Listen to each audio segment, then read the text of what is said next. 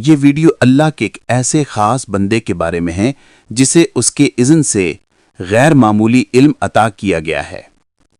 وہ شخص حضرت خضر علیہ السلام ہیں جو ماضی و مستقبل کے رازوں سے واقف ہیں اور زمان و مکان کی حدود سے باہر نکل سکتے ہیں۔ انہیں بعض روایات کے مطابق مختلف ادوار میں اپنی نشانیاں چھوڑنے اور وقت میں سفر کرنے کی قدرت بھی حاصل ہے۔ ان کی ذمہ داریاں عام انسانوں سے یکسر مختلف اور بعض اوقات حیرت انگیز ہوتی ہیں، جن کا سلسلہ قیامت تک جاری رہے گا۔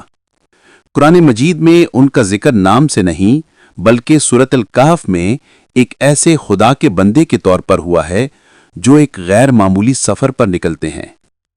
علماء کا اتفاق ہے کہ یہ شخصیت حضرت خضر ہی ہیں۔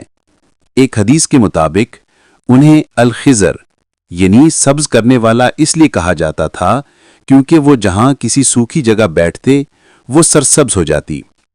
حضرت خضر کی سب سے حیرت انگیز خصوصیت یہ ہے کہ اللہ کے عطا کردہ علم کی بدولت وہ آج بھی ہزاروں سال سے زندہ ہیں اور دنیا میں خاموشی سے موجود ہیں۔ ان کا زندہ ہونا اور مخصوص لمحات میں ظاہر ہو کر حالات کا رخ بدلنا عام طور پر مانا جاتا ہے۔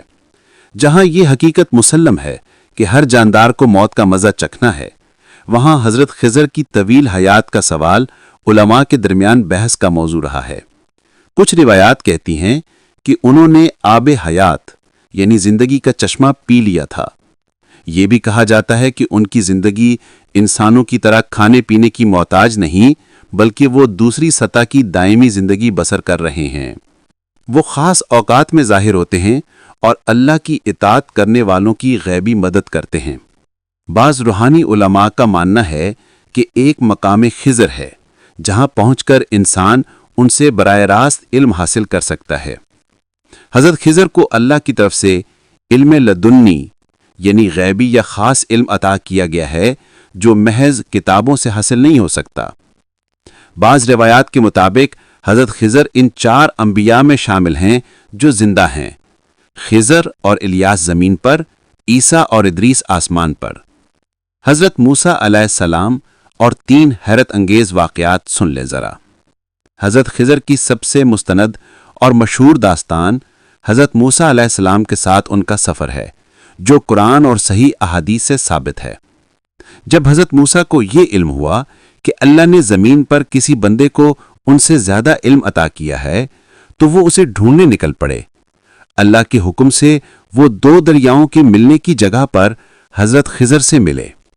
موسیٰ نے ان سے علم سیکھنے کی خواہش ظاہر کی، جس پر خضر نے یہ شرط رکھی کہ وہ کوئی سوال نہیں کریں گے جب تک خضر خود اس کی وضاحت نہ کر دیں۔ اس سفر میں 3 ایسے واقعات پیش آئے جن پر حضرت موسیٰ صبر نہ کر سکے۔ کشتی میں سوراخ کرنا، ایک غریب ملاح کی کشتی میں عیب ڈال دیا گیا۔ آگے ایک ظالم بادشاہ تھا جو عیب دار کشتی کو نہیں چھینتا تھا، اس طرح کشتی غریبوں کے لیے بچ گئی۔ معصوم لڑکے کو قتل کرنا، بغیر کسی ظاہری سبب کے ایک جوان لڑکے کو قتل کر دیا گیا۔ یہ لڑکا بڑا ہو کر اپنے مومن والدین کے لیے بغاوت اور کفر کا سبب بنتا۔ اللہ نے اس کے بدلے انہیں ایک نیک اولاد دینے کا ارادہ کیا۔ گرتی ہوئی دیوار کو مفت ٹھیک کرنا، ایک ایسے گاؤں میں دیوار کی مرمت کی جہاں کے لوگوں نے ان کی کوئی میزبانی نہیں کی۔ یہ دیوار 2 یتیم بچوں کی تھی اور اس کے نیچے ان کا خزانہ چھپا تھا۔ اللہ چاہتا تھا کہ وہ بچے بڑے ہو کر اپنا خزانہ خود حاصل کریں۔ حضرت خضر نے واضح کیا کہ یہ تمام کام انہوں نے اپنی مرضی سے نہیں کیے بلکہ یہ اللہ کی حکم سے سر انجام دیے۔ واقعات کی وضاحت کے بعد حضرت خضر نے حضرت موسیٰ کو یہ سکھایا کہ ان کا اور ان کے نبی کا علم اللہ کے علم کے سمندر کے سامنے اتنا ہے جیسے کوئی پرندہ سمندر سے چونچ میں صرف ایک قطرہ پانی لے۔ یہ مثال انسان کے محدود علم اور اللہ کے لامحدود علم کے فرق کو واضح کرتی ہے۔ قرآن و حدیث سے ثابت ہے۔ حضرت موسیٰ کا سفر، تینوں واقعات اور علم کا فرق مستند ہے۔ آب حیات پینا، ذوالقرنین کے ساتھ ملاقات یا وقت میں سفر کرنا جیسی باتیں صوفی داستانوں اور ضعیف روایات سے تعلق رکھتی ہیں اور ان پر یقینی ایمان رکھنا ضروری نہیں۔ ہمیں سچائی کے لیے صرف قرآن و سنت کا سہارا لینا چاہیے۔ یہ کہانی ہمیں سکھاتی ہے کہ اگرچہ دنیا میں برے واقعات ہوتے ہیں لیکن اللہ کے ہر فیصلے کے پیچھے ایک عظیم حکمت پوشیدہ ہوتی ہے جو ہماری محدود عقل سے بالاتر ہوتی ہے۔ دوستو، مزید اسی طرح کی ویڈیوز دیکھنے کے لیے ہمارے اس چینل کو سبسکرائب کر لیں۔